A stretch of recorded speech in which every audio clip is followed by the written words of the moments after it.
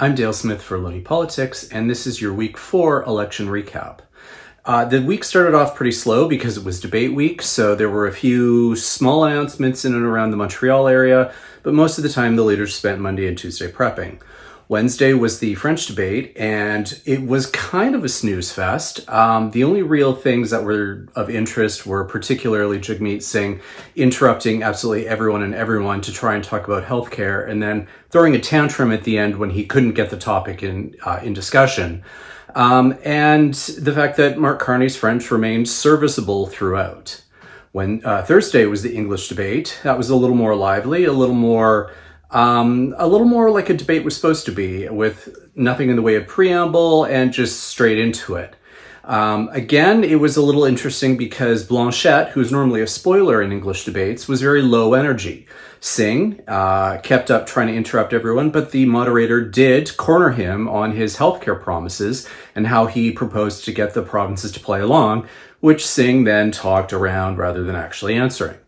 Poilievre tried to strike a more prime ministerial tone and not be quite the attack dog he normally is, but the debate was largely a misinformation fest, and Poilievre was mostly responsible for that. Carney, again, tried to remain as unflappable as possible, kept saying things like, I have 3 points, and then listed them off.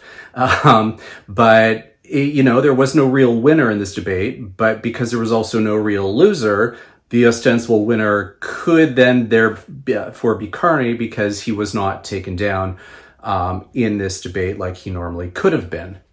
The holiday weekend was spent campaigning, and both the Liberals and the NDP finally released their platforms, the Liberals released their platform and the NDP released a list of commitments that they attached cost figures to.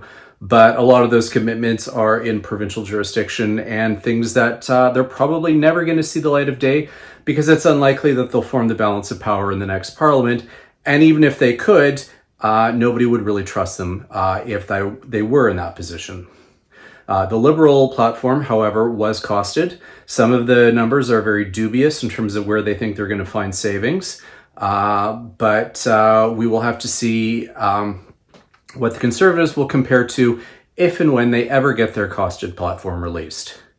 We're now in the last week of the campaign, so there's going to be a major push to get out the vote. We did see record numbers of advanced turnout over the weekend, which could be a result of the fact that it was holiday, or it could be indicative of some greater trend in this particular election, but it's too soon to say what that trend is going to be.